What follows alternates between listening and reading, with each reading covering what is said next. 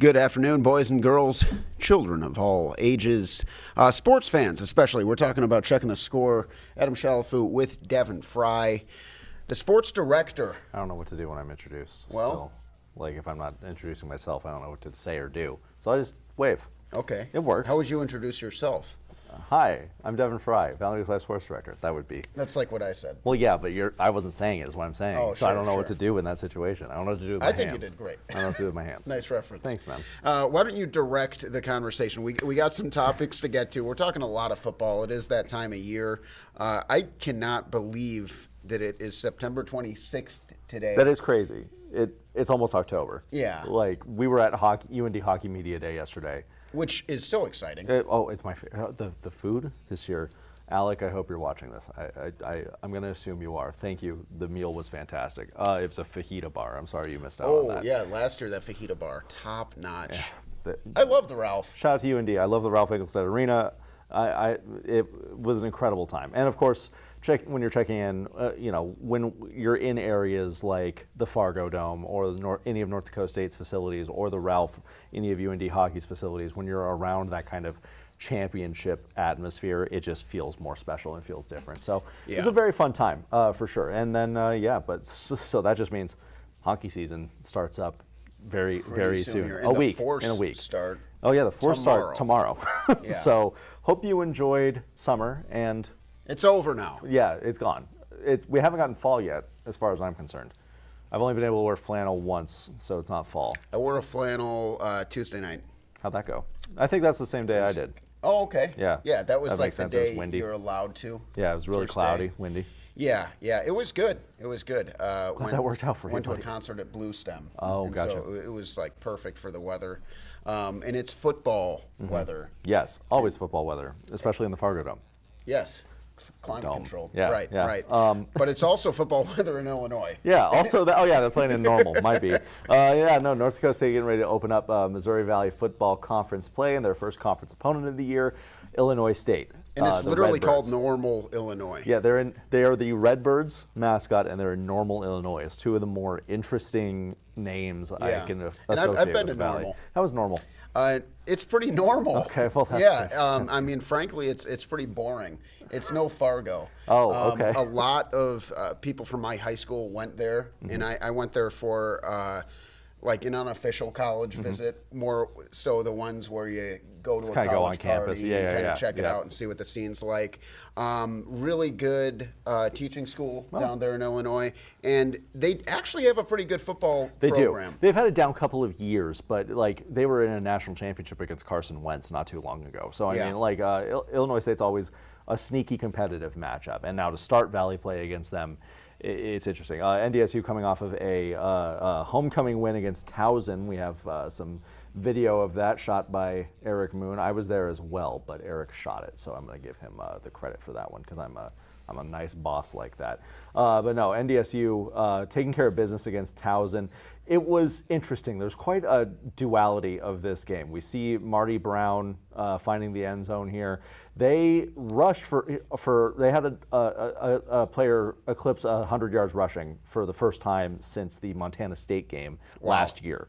So that was a big deal. Getting the run game established. Coach Polisek's talked about finding his established running back, and Marty Brown appears to be on trajectory to be that guy. He's right after NDSU fans' hearts too. He looks for contact when he runs, and so now that's one side of the coin. Was the success of the run game? Obviously, Cam plays out of his mind. He went 17 of 19 in that game. Cam's having an unbelievable year. Cam Miller is, if he doesn't win the Walter Payton Award this year, we need to look at who votes for that. But again, we don't know what's going to happen for the rest of the season, so I digress. But then here's the other side of it. Towson was able to hang up some pretty big runs on the Bison, and so the run defense continues to kind of struggle for Code Green. That's the duality of it right now. The running game on offense doing very well, kind of finding its rhythm. On defense, they allowed 205 rushing yards and 3 touchdowns from Towson. And then the week before against East Tennessee, they allowed 280 yards on the ground. So the run defense is not where North Dakota State wants it to be. And that's kind of scary going into a matchup with Illinois State. Well, I hate to say it, Devin, but that the last 2 years has been a concern. Yeah, that was something the Entz era struggled with it there at the end as well. This seemed to be something that they had figured out too. You know what I mean? The first couple of games, you know, there were some blown coverages in Colorado against Colorado for sure, but overall they were containing Colorado, especially on the ground. And so we thought that this was over. And then the last couple of games, it just hasn't looked like the code green that fans are used to. But yeah, and they're going to have to address that as we head into Valley play. And then of course the big thing is as we get into Valley play, that's where things start to ramp up a little bit. And Coach Polasek put it very eloquently to start his press conference. The very first thing he said when he walked up to the podium was, the preseason is over. They're looking at this as one game a week, and we got to hear from Coach kind of about his mindset heading into Missouri Valley play. Here's Coach P. The poker goes up a little bit. You know, Let's start that over for you, folks. It's a one-game season now. The cost of poker goes up a little bit. You know, and there's a lot of implications in all these games, but we are just have to maintain humility. We have to maintain a chip on our shoulder. 2024 Bison team hasn't done anything yet, okay, except for get through a preseason, improved in a lot of areas, and still a little bit of improvement to make in some others. And we're going to go find a way to go 1-0 by 1 point or more. We know how tough the Missouri Valley is, and the intensity is there. It's been there the whole year, but it's definitely ratcheted up a few notches for this week. Luke Wirtz, Illinois guy, getting ready for another homecoming down there, kind of. Still a few hours south That's of fair. Batavia. That's fair, but yeah, no, he get to play in his home state at least. Yeah, and I think that I mean Bulldog fans. That's a Batavia Bulldogs. Okay. Just super passionate, rowdy fan base, and I'm sure that there's like some just nutty Batavia Bulldog fans who are going to go down there and root for NDSU. This might be as niche of a topic as we've possibly covered in Yeah, this true. specific True. Illinois high school and their crowds. I like that. I'll bring up some Alaska teams next week. But no, and I brought some video as well of Illinois State. Obviously their offense has worked very well this year, known for running the football. It's kind of a mirror image of North Dakota State in a very fun way. They are very committed to inside Ooh, look at zone. that And we got a flea flea flicker.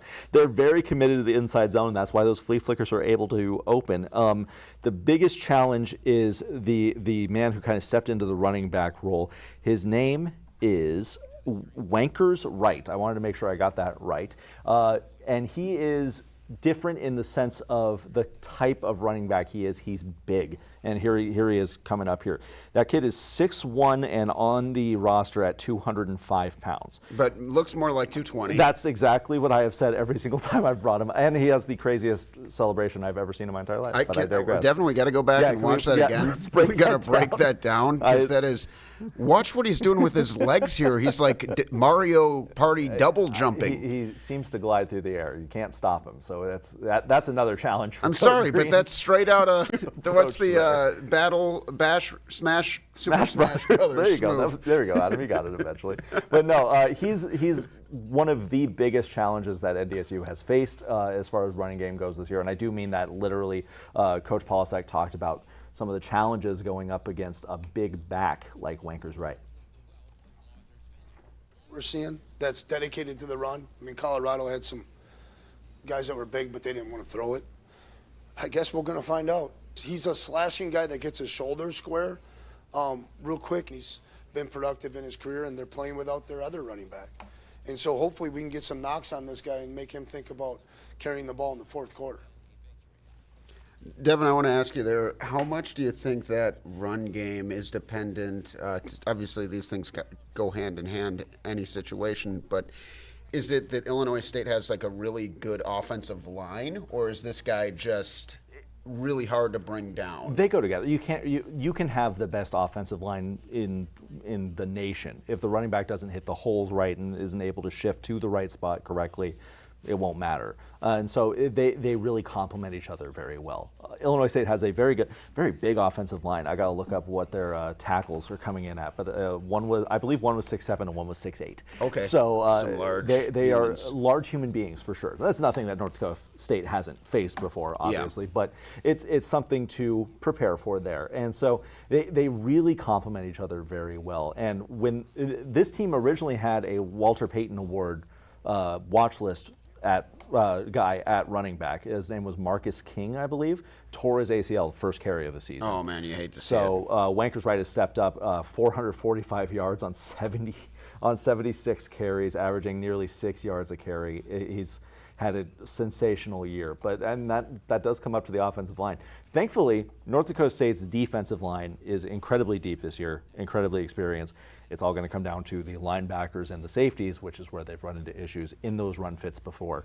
This week, obviously, the entire focus is going to be this team loves to run inside zone. This team is committed to running inside zone. And so they're going to be looking at that and how to stop it. Tommy Rittenhouse has been a heck of a quarterback this year as well. So, I mean, it's not like this team isn't slacking in really any regard. So it's going to be an interesting matchup. And then playing on the road, opening up Valley Play, there's a ton of emotion behind it. This is a very intriguing game. And I'm very curious to see. It's all going to come down to how much North Dakota State's defense really locks in heading into this week and really make sure their run fits are tight, make sure the fundamentals are there, and tackle Wanker's Right very low. What year is Wirtz? A junior? I believe so, yes. He's a senior. He's okay, a senior. okay. Yeah. Well, yeah. I'm just doing a very quick thing here. I see what you're looking at. Okay, because there's a huge rivalry. But it looks like Rittenhouse is actually he went to St. Francis. Oh, okay. That's a powerhouse. Oh, St. Francis. Powerhouse, Okay, gotcha. but smaller school than Batavia. But I saw hometown Geneva, Illinois. Geneva I and saw Batavia, you walk into that. Yeah. Big rivalry. So I thought it would have been really fun if Wirtz and Rittenhouse they probably know each other. Yeah, there's probably a little bit. They've probably heard of each other. Maybe played Tri-City Chargers together, Oh, there you which go. is like the Okay. youth football league. But I just had to check into that. But Okay, yeah. that's really, really dominant, well-coached program there. And that guy's mobile, and he can throw some dots, too. I think that the secondary is going to have their hands full with Rittenhouse. Right, and the adage of run to set up the pass is that's a real thing. People don't just say that. It's not Right. as much of a cliche as it should be. But and especially in a Brock Spack-led offense like Illinois State is, that how deadly their inside zone game run game is, that sets up the pass so much more. And Tommy Rittenhouse has taken a lot of advantage of that, 690 yards on the season so far. So he doesn't need to throw the ball. We've seen NDSU go up against quarterbacks that have thrown the ball 30 times a game this year. Sure. Rittenhouse doesn't have to do that. He has to throw it maybe 14, 15. And if he completes 10 of them, that's very dangerous. And so And neither one of these quarterbacks likes to turn the ball over. No. And Cam's regular season stats, we don't have to pull it up. I just want to say it out loud. 927 yards, 6 touchdowns. 0 picks. 0 interceptions. I'm dying to know what his completion percentage 76. is. That is absolutely bananas. Yeah. If Cam doesn't win the Walter Payton this year, I'm gonna Cam's have starting some to very- look like an NFL quarterback to me. Most of those incomplete passes were against Colorado. Yeah, Which yeah. it's not saying he threw a ton of them against Colorado, but he only threw 2 against Towson. And so, no, Cam's been crazy this year. Well, I know they had some trouble a few weeks ago. They had to kind of squeak one out. But Yeah. is Illinois State the toughest team they've seen since Colorado? Probably since Colorado. ETSU is still very, very good. Yeah. ETSU But I feel like got Illinois disrespected. State's a little Illinois State better. is better. They're ranked 15th in the country. I Yeah. mean, this isn't one of the lower end Valley teams. They're starting with a very high-profile, historic rival team on the road. And so this is a big challenge for North Dakota State. And then if they get out of that, then they have UND the following week, and then a trip to Southern Illinois, and then South Dakota State. In the dome. This stretch of the season is incredibly difficult for NDSU. Yeah. And so Yeah. it all starts here against Illinois State. We'll see what happens on Saturday, but I'm excited for it. We're going to have highlights on Valley News Live on Saturday, by the way. I want to make that abundantly clear. I got to plug my stuff while I can, right? You absolutely have to. Now, North Dakota having Yes. a great year as well, and taking on the Murray State Racers Yeah. this weekend. they've taken care of business exactly how they were supposed to the last couple of weeks. San Diego, they were down at halftime, I believe. And so San Diego came out with an opportunity to make some noise there. They didn't, but they had the opportunity. Third quarter in the box score there. Yeah, 24-3. a crazy third quarter there. Their run game is still just absolutely nuts. Simon Ramfo also launched some bombs against San Diego that I was not aware that was in his skill set. And that was a big talking point of the press conference as well. Yeah. And so Ramfo's had as a good first 4 games at the college level as you can. That Iowa State game being their only loss at this point of the year it's incredible where they're at right now. And the depth at running back, Zebarth has had a ridiculous year. He's the second leading rusher. Sawyer Seti coming in at first, and then Isaiah Smith as well, all with over 200 yards so far this year. So UND, the parity in their backfield is out of control. And then Bo Belquist is going to lead this receiver room every year. So now I do feel like Ramfo's got to take better care of the ball when he gets into the Valley. I agree. Yeah, 4 touchdowns, 5 picks. That's not going to cut it against this conference of football. I feel like UND should be very proud of where they are right now. The signature win already against Montana, cracking the top 10. But if they really want to take that next step as a program, they're going to have a really nice conference. And I think that's why this Murray State game is very important. This first Valley game, really kind of get your rookie quarterback's feet wet again. Not rookie, first year starter. Sorry. Quarterback against Murray State. Get some kinks worked out, because then you have NDSU in the Fargo Dome after that. And after last year, NDSU is not going to just want to win. I always thought, and I talked to NDSU players about this. I always consider the SDSU rivalry between the teams and the UND rivalry between the fans. And I got a lot, people agreed with that. Now I think it's very much on field in every single regard. NDSU sees UND, they remember what happened last year. And I think that even some of the conversation that was stimulated after that game, if there's ever been a chalkboard material moment in the last year for NDSU, you can look at all the playoff noise and everything. If there was ever a time when they had something that they can really pick and take some fuel from, and it sets up an incredible showdown.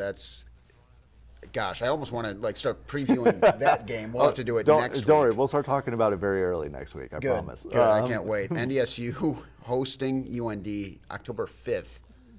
But yeah, another very fun, exciting college football weekend. I'm very much looking forward to it. And Friday Night Live, I want to mention while we're here, just on the subject of football, we have. Let me read off our spotlight games that we're going to have for our Friday Night Live coverage. Of course, our first block is dedicated to the top high school games in our area, or across the state, wherever they may be. Sure. We're going to get our spotlight games in.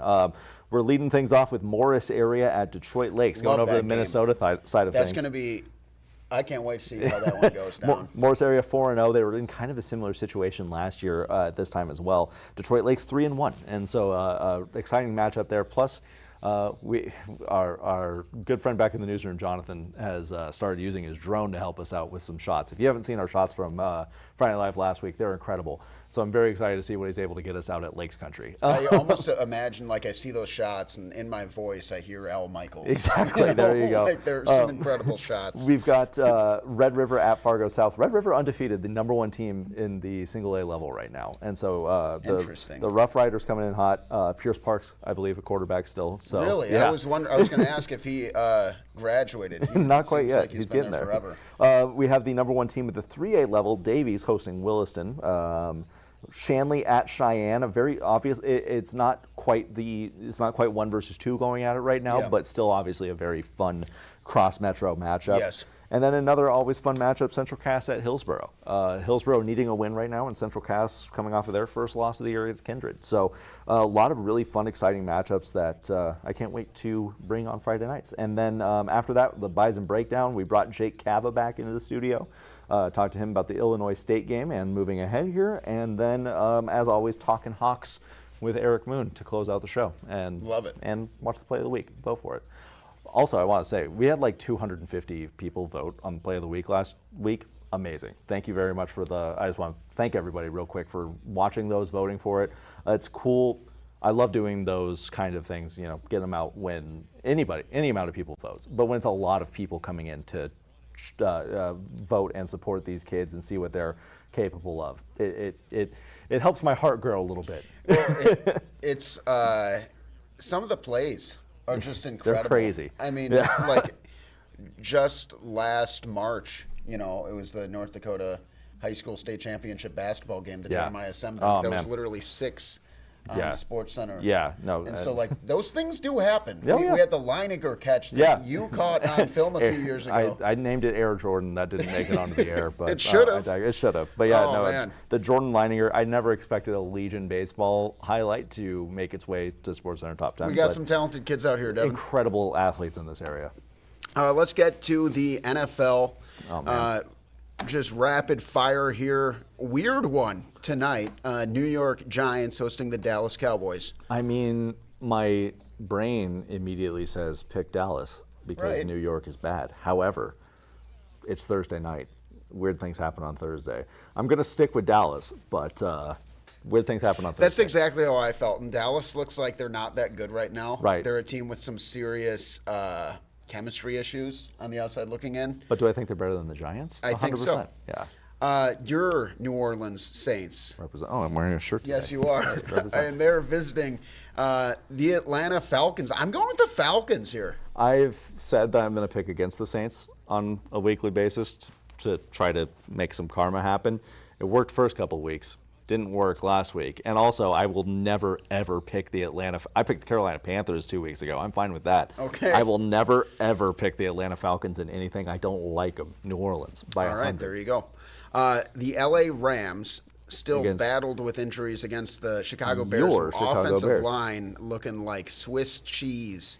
And I'm talking like aged Swiss, not just filled with holes, but stinky. It tastes good, though. Expired. Oh, sorry. I thought you meant like aged, like in a fancy way. No, like you meant aged expired cheese. cheese. Okay. Yeah, it doesn't taste good. Yeah, then. bad. Wouldn't recommend. Don't eat expired cheese. Yeah. Or do. Whatever. I'm a sports director, not a cop. I can't tell you what to do. That's a good point. Whatever. Do whatever you want. Oh, I'm picking the Bears, by the way. I'm picking the Bears, too. Okay, nice. Good for us. Because you know what? The Rams' offensive line is really bad, too. So get ready for some really ugly football. Or if you're a fan of defensive line play, get ready for some really exciting football. I think this is actually the game I'm most excited for this week. Minnesota at Green Bay. A border battle. Yeah, and you have Minnesota, Sam Darnold. Look at Sam Darnold. MVP frontrunner right now is Sam Darnold. I mean, like, he's having the best year of his career, and it's his first good year, too. So, just to be fair. Hey. But, no, he legitimately looks terrific. He's been thriving under Kevin O'Connell. Then you have Aaron Jones returning to Green Bay. And you have this Packers team where Jordan Love might just play. Right. It's a really hard game to pick. However, I want to pull up some stats with that Vikings defense. Their defense is insane. Yeah. Yeah. Brian Flores is. Vikings fans continue to enjoy him while you have him. I don't know if he's still actively suing the NFL, but he was recently. He's going to be a head coach Hopefully here pretty not soon. anymore. Yeah, hopefully not anymore. But just so far, 5 sacks, 2 picks against the Giants, 6 sacks, an interception, a fumble recovery against a very good San Fran team.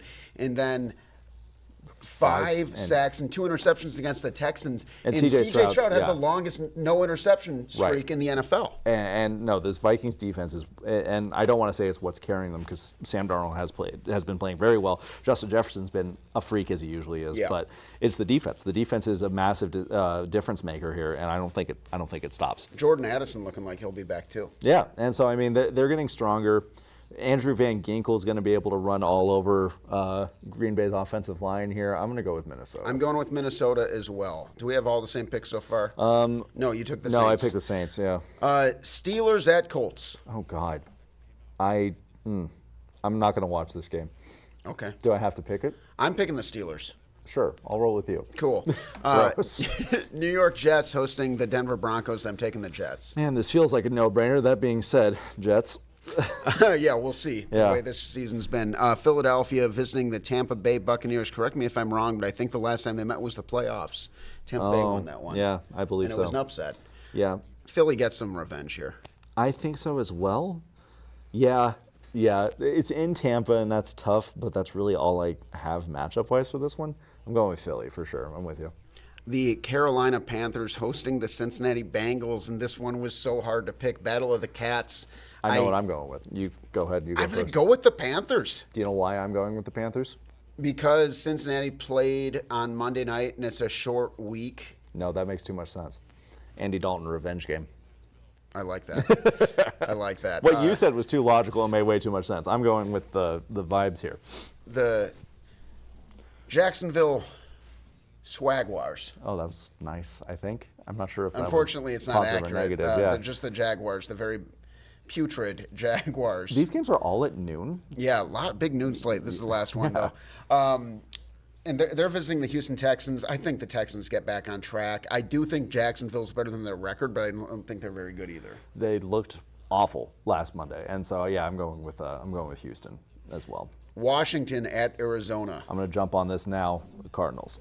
I don't have very much reason behind it. I took the Cardinals too. I could see Washington winning though. Tough one. This is a heck of a coin flip game for me. San Francisco is going to just destroy New England, right? I agree. Las Vegas hosting the Cleveland Browns. I'm going to go with Cleveland in this one.